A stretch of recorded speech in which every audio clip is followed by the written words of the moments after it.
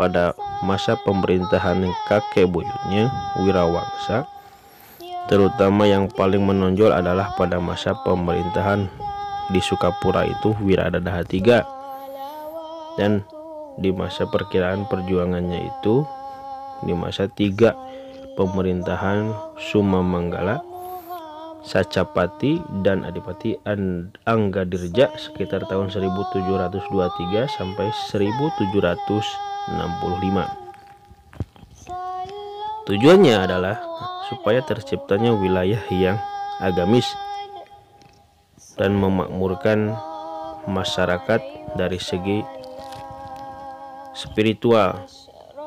Bahkan Sukapura melahirkan banyak sekali ulama-ulama besar yang nanti banyak berkiprah di pemerintahan supaya terciptanya kebijakan-kebijakan yang lebih membawa pada kemakmuran. Untuk di Galuh sendiri pada masa itu, di bawah dalam Jagabaya Raden Ayub sebagai Bupati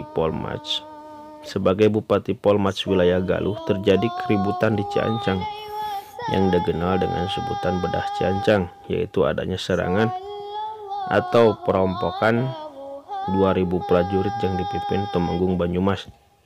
Nah, kita pernah bahas ini dalam wawancara eksklusif dengan Raden Gun-Gun Trah Ciancang.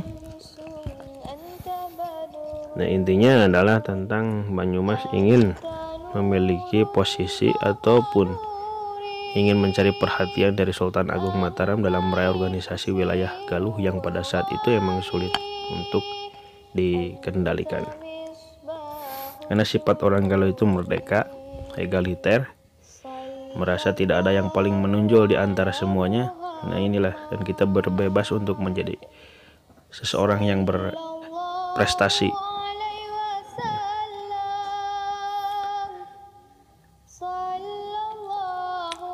Setelah porak-poranda pada waktu itu, untuk memberikan keamanan di wilayah Galuh, pada saat itu Syekh Abdul Wajah juga memberikan nasihat kepada Raden Adipati Kusumahadinata III atau sering dikenal dengan nama Mas Garuda, dan beliau sangat berjasa dalam memulihkan perkembangan di Kabupaten Ciancang, baik pembangunan maupun moral akibat kejadian tersebut. Dan Raden Adipati Kusumahadinata ini akhirnya naik menjadi tampuk pemimpin di wilayah Galuh.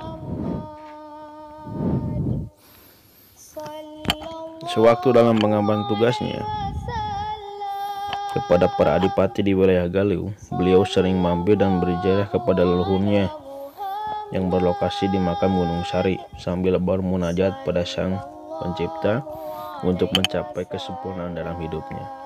Singkat kata, menurut cerita, sewaktu beliau pergi bertugas untuk mengajarkan syariat Islam kepada para adipati, beliau suka menyeberang dan berjalan kaki di batu ataupun sungai Citanui Lewi Wanareme. Dan banyak sekali cerita-cerita tentang peran beliau dalam penyebaran Islam terkait dengan aliran Thariqah Syatariyah yang beliau bawa bersama dengan Syekh Abdul Muhyi Pamijahan, dan juga satu nasab kepada Syekh Raub As-Singkili Aceh. Untuk wilayah Ciamis sendiri, khususnya Galuh, beliau bersama-sama dengan Raden Adipati Kusumahadinata III dalam menyebarkan syiar Islam, mengikis habis kebiasaan-kebiasaan dan tradisi yang bertolak belakang dengan syariat Islam. Kemudian dilanjutkan dengan Raden Adipati Natadi Kusuma, putra dari Kusumahadinata III, dan juga mengalami masa dengan Raden Tumenggung Surapraja atau Bupati Penyelang dari Limbangan atas petunjuk dari Cirebon, karena pada waktu itu tahun 1806-1811 wilayah Tatar Galuh khususnya yang berlokasi di Managara itu berada di bawah kekuasaan Keresidenan Cirebon. Nah, itu saja mungkin dalam riwayat dan masa sejarah Syekh Abdul Wajah di sejarah Tatar Galuh maupun Sukapura. Untuk selanjutnya kita akan bahas di episode selanjutnya tentang peninggalan-peninggalan dan akhir riwayat beliau. Itu saja yang bisa saya paparkan, mudah-mudahan menjadikan wawasan dan juga ilmu yang bermanfaat buat saya khusus.